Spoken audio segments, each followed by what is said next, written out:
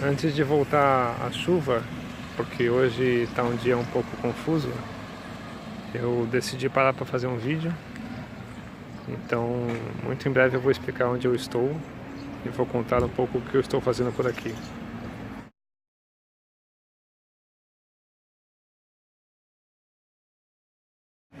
Bom, na semana passada eu estava em Barcelona, na verdade eu ainda estou, ou pelo menos quase isso. E nessa semana agora eu acabei vindo para um povoado aqui por perto, que eu não sei pronunciar o nome direito, então não vou me arriscar a falar, mas eu vou escrever e vou deixar aqui embaixo o nome do povoado onde eu estou. Achei muito simbólico estar aqui nesse momento, porque deu para perceber que aqui na região da Catalunha existe uma efervescência política acontecendo bastante. Inclusive, se vocês podem ver ali atrás, tem essas casas com bandeiras da Catalunha, é muito comum ver. E também com bandeiras falando sobre liberdade aos presos políticos.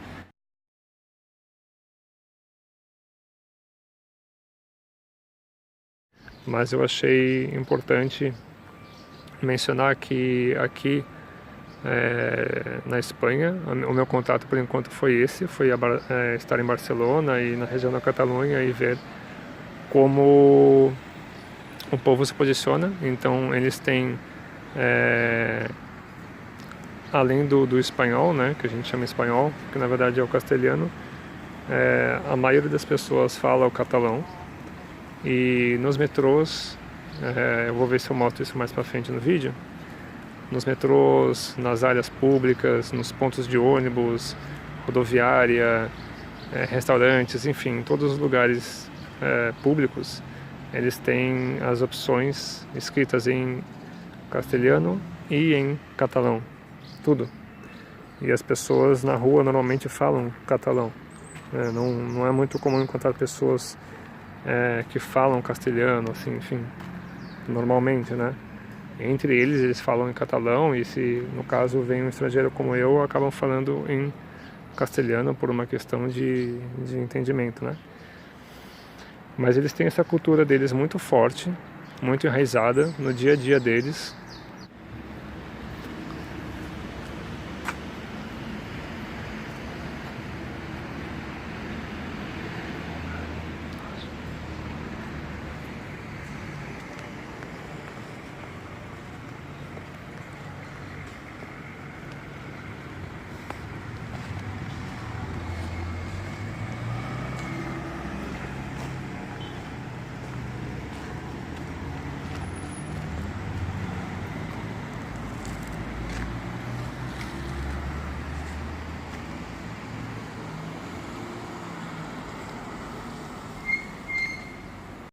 Eu achei importante mostrar isso porque, vendo de um país como o Brasil, que tem também tantas regiões diferentes, tantos sotaques diferentes, tantos dialetos, tantas influências culturais muito diferentes,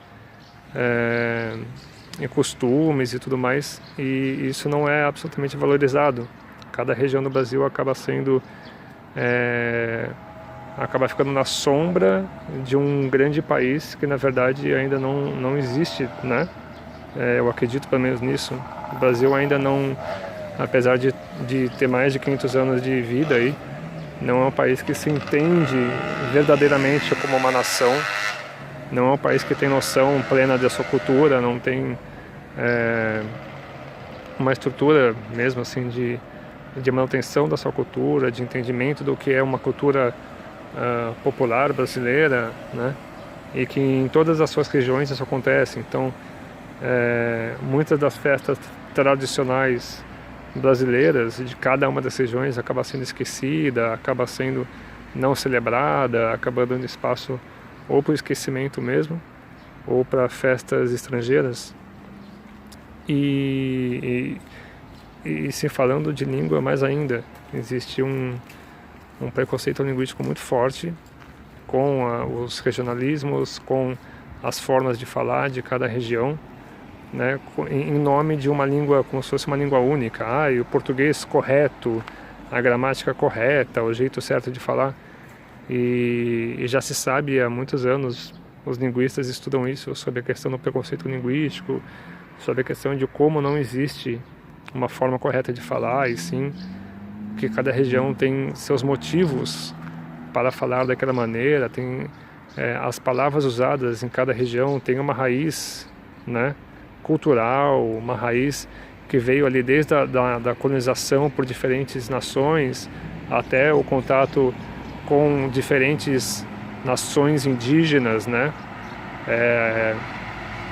Então é muito simbólico para mim estar aqui em um país que teoricamente é um país bem mais velho, né? É um país muito mais antigo, com muito mais tradição, mas que ao mesmo tempo ainda tem essas questões de, olha só, nós cultivamos a nossa cultura em regiões e não só como uma nação única, ou como uma nação super velha, super estabelecida e super bem resolvida com isso, mas sim nós temos a nossa cultura regional, cada região desse país tem a sua própria cultura e que isso, apesar de várias questões políticas, que realmente não é o intuito desse vídeo, mas apesar de existirem várias questões ainda nesse assunto, mesmo assim a língua se mantém, não existe nenhuma briga para que se extinga essa língua catalã, que ela deixe de ser falada, né?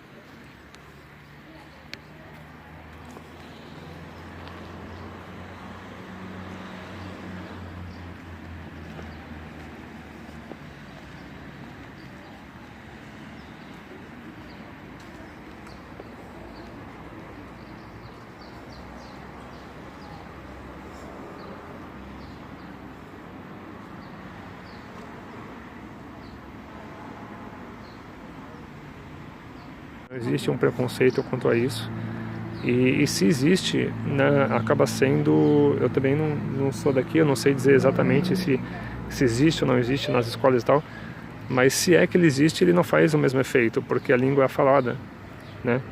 A língua é falada, a cultura é celebrada e ela se mantém. Então eu estou fazendo esse pequeno comentário.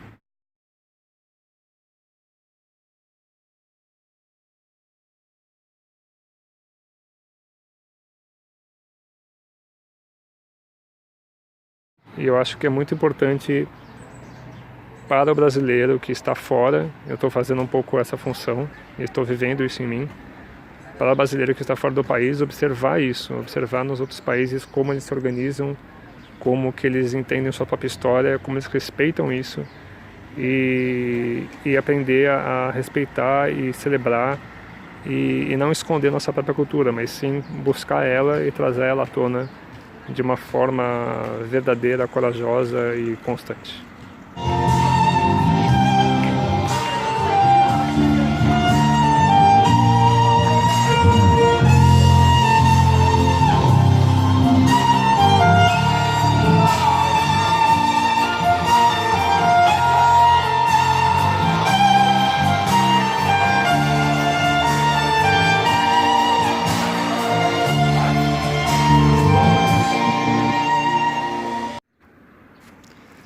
Uma coisa legal que eu queria adicionar para comentar nesse vídeo é da experiência de andar na rua ou mesmo de viver no cotidiano e se deparar com as placas, com os restaurantes, com as palavras que fazem parte do dia a dia, como por exemplo saída de carro, rua, virada à esquerda, virada à direita, calçada.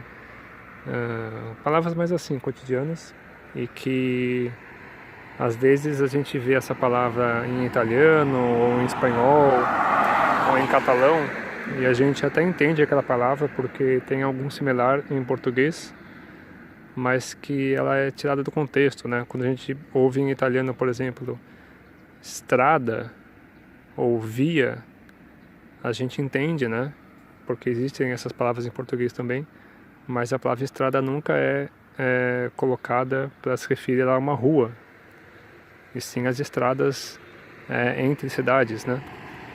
E que aqui na Catalunha eu tenho visto a palavra sortida para se referir à saída, né? Então quando tem a saída do metrô ou a saída de carros, eles colocam sortida de veículos ou sortida del metro. E é engraçado de ver isso, porque eu nunca pensei na palavra sortida com esse significado, mas é essa riqueza linguística cultural que só viajando para poder ver, né?